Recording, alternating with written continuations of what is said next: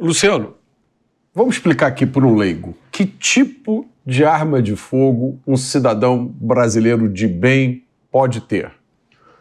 Até 2022, qualquer arma até 1.620 joules. Por que o Brasil adotou energia? Joules é uma medida da energia que a bala tem quando sai do cano. Na boca do cano. Tá? Por que essa energia? Em 1932, Getúlio Vargas estabeleceu que só podia ter acesso civil ao .32, o revólver .32, ao revólver .38, SPL, e a 12 Gauge. Ele estabeleceu isso em que ano? 1932, provavelmente, da Revolução. Provavelmente como reação à Revolução para impedir... Revolução Constitucionalista aqui de São Paulo. 32. Exatamente para impedir que o cidadão tivesse acesso aos equipamentos que as Forças Armadas tinham ou a calibres desses e pudessem buscar nos paióis do Exército ou das Forças Armadas suprimento para uma revolução. Inclusive as polícias tiveram dificuldades. Só muito tempo depois é que a Polícia Federal passou a utilizar o calibre 9 por 19 mm, o 9 mm Luger ou 9 mm Parabellum, que é o calibre mais utilizado no mundo, mais fabricado no mundo e cuja munição é a mais fabricada, inclusive 95% da produção da fabricante nacional é nesse calibre. Para 2017 e 2018 é que o esporte pode passar a utilizar o 9 por 19 mm, que é usado no mundo inteiro, é o mais barato, é o mais simples, com coeficiente balístico suficiente para incapacitação, segundo o FBI, e 2019, com o governo anterior, passou-se a adquirir esse calibre.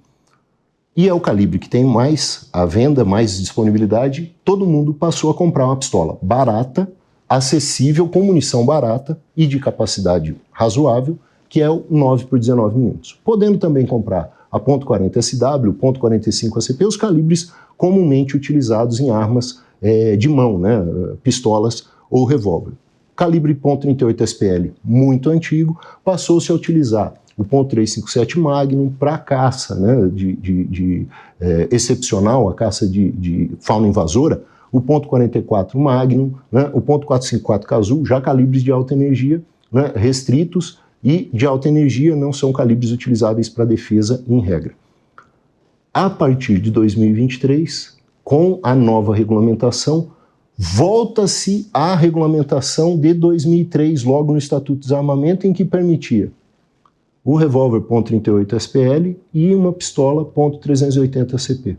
Só que, curiosamente, Mota, por desconhecimento de balística, quando se ataca e passa a se atacar a venda das pistolas 9 mm pelo cidadão, 9 mm não é um calibre, 9 mm é uma família de calibres que abarca o .38 SPL, o .380 CP, o 9 por 19, que é o calibre mal falado hoje, né? O .357 Magnum, são todos da mesma calibre, da mesma família 9 mm. Isso quer dizer o quê? A regra de proibição hoje existente não faz sentido, não se justifica e não tem qualquer finalidade, a não ser dificultar o acesso e o controle. Poucos fabricantes no mundo hoje fabricam o calibre .380 CP, 9mm curto no nome popular. Poucos. E hoje a gente tem dificuldade de adquirir equipamentos dentro do calibre máximo permitido. Pior, não só o cidadão ficou afetado por essa regra, até 30 de dezembro de 2024, portanto, durante 2 anos, todas as forças de segurança não poderiam, policiais, juízes, promotores, não poderiam adquirir, policiais civis, penais, federais, todos, policiais militares, não poderiam adquirir outras armas que não o .380 CP e o .38 SPL. Da regra de 2003. Equipamentos que ninguém mais está fabricando, ninguém mais estava importando e que ninguém utiliza no mundo inteiro, Mota.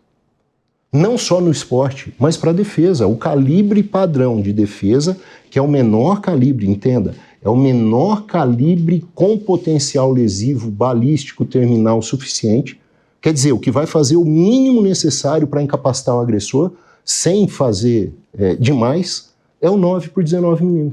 É o 9 mm que todo mundo estava utilizando, que todo mundo estava comprando.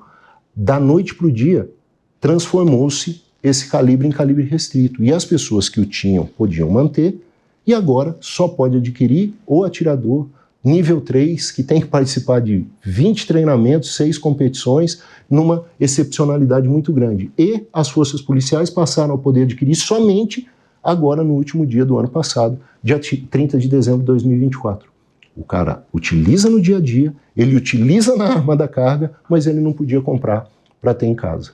Vários concursos foram realizados em 2023 e 2024 sem que o cidadão que foi aprovado, que estava trabalhando com esse equipamento e talvez não tenha na carga para uso pessoal, para levar para casa, ele tem que devolver para o outro na troca de serviço, né?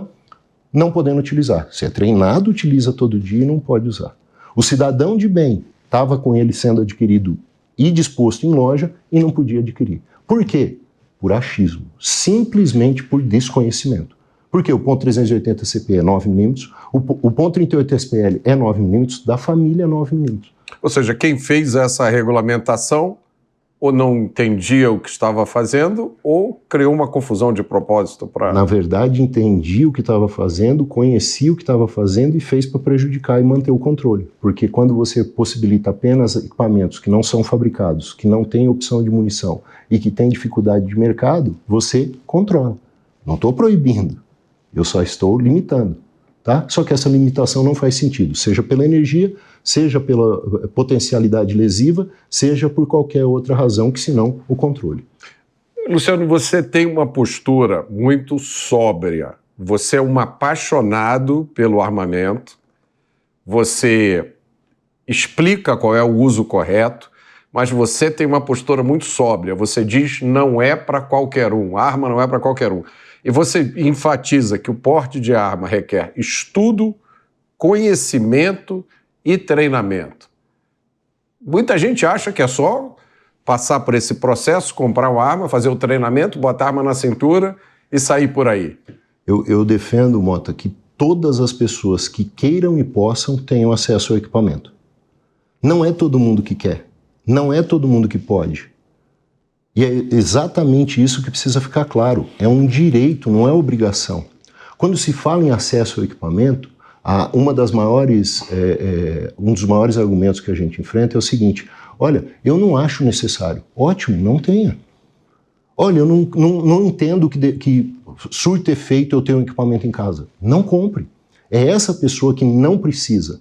É essa pessoa que tem que entender que o direito do outro ter o acesso não impede ela de não ter. Olha, mas eu vou ser afetada, porque o fato de você, Mota, estar armado e eu não estar, me coloca em risco. E eu começo meu livro dizendo, olha, eu estou atrás de você, na fila do pagamento aqui da padaria, minha arma está no coldre e ela não vai sair do coldre. Ela não vai cair nem que eu caia ao chão. E você fica tranquila que se você não se preocupa em defender a sua integridade física e os seus bens e os seus parentes e entes queridos, eu estou atrás aqui para defender os meus. E se precisar, eu vou fazer o que for necessário para defender os seus também, mesmo não te conhecendo, porque você não está em risco comigo aqui armado atrás de você. O seu vizinho, optando por estar armado, ele vai estar fazendo a defesa dele, pessoal dele, e não vai te estar colocando em risco de maneira alguma. Porque ele sabendo utilizar, né, a gente trabalha em 4 princípios ali. A mentalidade, nem todo mundo tem a mentalidade necessária para estar com o equipamento, e isso precisa ser desenvolvido, pode ser desenvolvido e precisa ser conhecido. Conhecimento, né, que é o estudo, é o se conhecer e conhecer as regras de funcionamento do equipamento. Treinamento, e isso a gente está tendo uma dificuldade gigantesca, pelas restrições de acesso à munição e as regras de funcionamento dos clubes de tiro, que na verdade deveriam ser estimulados, não só porque a Constituição estabelece que é necessário o fomento ao esporte, é obrigação do Estado fomentar o esporte. Fomentar o esporte é abrir mais clubes de tiro e facilitar a abertura de clube de tiro, não o fechamento, né? E efetivamente o julgamento, que é o que nos difere do bandido. É saber aonde usar, como usar, os limites da utilização e principalmente as consequências. Lembra que eu tratei? Liberdade com responsabilidade? Quem tem responsabilidade é o cidadão de bem. É quem vai se preocupar em como agir, se agir. Não é porque eu estou armado que eu vou sacar o meu equipamento no caso de um crime sendo praticado. Eu tenho que medir se aquela utilização vai trazer mais benefício do que risco. Eu posso colocar num ambiente lotado, eu efetuar um disparo pode fazer com que várias pessoas sejam colocadas em risco. E talvez não utilizar o meu equipamento seja muito mais salutar do que utilizá-lo. Talvez eu entregar a carteira é um assalto, simplesmente identificada a agressão e é um assalto, eu entrego a carteira, entrego o celular e deixo ir. Porque se eu sacar e tirar e errar, eu posso atingir um terceiro, eu posso atingir um bystander, um inocente. Isso tudo é julgamento, e é isso que faz a diferença do policial atuando, do cidadão de bem atuando e do bandido atirando, dando rajada lá de cima na polícia e pegando em quem for, né? É exatamente isso que precisa ficar claro. E isso a gente desenvolve com quem quer. Qualquer pessoa tem que ter o direito de querendo ter acesso, e hoje a gente não pode. Se você não tiver a arma registrada no seu nome, se você não for CAC, atirador efetivamente, Mota, você não pode ir num clube de tiro para fazer um teste do equipamento, você não pode ir a uma loja verificar se aquele equipamento funciona para você, serve para você. Hoje o que está se pedindo, inclusive, é que você vá fazer o teste de capacidade técnica sem fazer curso. Como é que você tira habilitação sem fazer aula de habilitação? É mais ou menos isso que estão sugerindo. E outra, Mota, você pode simplesmente chegar e falar, olha, Luciano, eu nunca tirei, eu gostaria de tirar, por exemplo, com o AR-15. Você poderia, até então, você poderia ir num clube, fazer um curso do funcionamento do AR-15 rapidamente. Eu me dispus a fazer com os representantes das ONGs no grupo de trabalho. Eu falei que em meia hora eu faria um curso ali, colocaria eles para competir na semana seguinte com o AR-15, eles não aceitaram o desafio, ainda que tenham sido muito gentis em agradecer. E você poderia testar o equipamento, simplesmente para você não passar pela burocracia toda de virar um atirador desportivo, ter o certificado de registro no Exército, para ir pedir a aquisição daquele equipamento, e ao adquirir aquele equipamento, no que vai levar de 1 ano a 1 ano e meio, você começar a atirar e falar, poxa, não gostei. Não faz nenhum sentido. Não se justifica o que foi colocado com relação ao cidadão de bem. E sempre o fazendo trabalhando o negativo do equipamento, que é utilizado para crime, não pelo cidadão de bem, que é quem arma o crime organizado, que não é, inclusive o governo atual comprovou isso com o PF-RECAD, né? E que é um comportamento improdutivo. Improdutivo para quem? 2022 nós tínhamos o recolhimento de 8,9 bilhões de reais nas armas, na indústria direta e correlata. Clubes de tiro, acessórios, 8,9 bilhões, Mota. E nós não tínhamos alcançado 2 milhões de pessoas ainda, entre Sigma e Sinarme. Nós temos o potencial de 64% da população? Não, vamos colocar aí 10% da população, 20 milhões de pessoas. Nós não temos 2. Nós podíamos multiplicar por 10 esse... Os Estados Unidos têm mais armas do que habitantes. 340 milhões de habitantes e estimadas, porque eles não registram os equipamentos lá, estimadas 400 milhões de armas. E mais, a esquerda lá tem pelo menos 2 ou 3. A Kamala Harris, quando fez aquela entrevista com a Oprah Winfrey, que a gente hoje sabe que custou 20 milhões de dólares, ela falou ali, depois pediu, olha, vão ter que editar isso aí. Ela falou, ó, eu e o meu vice temos armas e se alguém entrar em casa, a gente atira. Peraí, mas... E tem uma taxa de homicídios per capita quase 1/5 da nossa. Né? Muito menor, não passa de 10 mil homicídios por ano, né?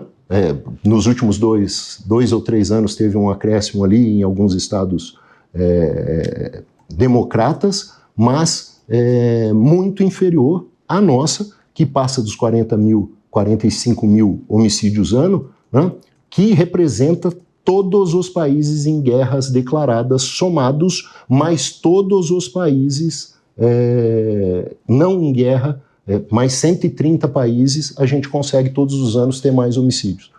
E aí é interessante, Mota, você ter tocado no ponto dos homicídios. Fala-se muito, e nós demonstramos de 2019 a 2022 que essas armas não estão sendo utilizadas, nem o maior número de venda de armas resultou em maior número de homicídios, que em verdade caiu quase 37% de 2019 a 2022, mas nós também vimos que o fato dessas armas estarem sendo vendidas, ainda que com toda a dificuldade e com toda a burocracia, mostraram que outros índices de criminalidade também desceram, também caíram. Nós comprovamos isso. Nós demonstramos efetivamente que os números não estando correlacionados, que o discurso não poderia ter sido feito. Por que que se justifica a restrição a não ser pelo controle?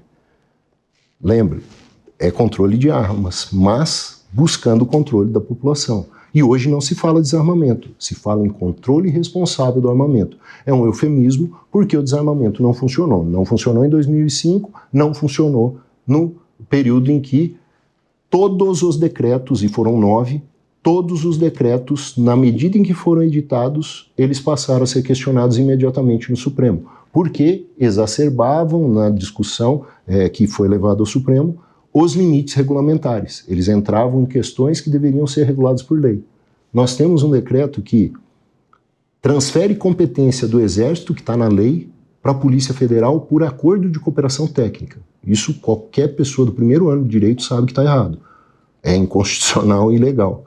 Nós temos restrição a funcionamento de clubes de tiro feitas por decreto, sendo que qualquer aluno de primeiro ano de constitucional sabe que isso é regra de funcionamento de uso e ocupação de solo, que é regra de direito municipal, né? Não pode ser regulado pelo chefe do executivo, muito menos por decreto regulamentar, e que ofende a livre iniciativa, ofende o direito ao estímulo do esporte, ao fomento do esporte, né? E torna mais difícil o acesso a locais seguros para treinamento com equipamento.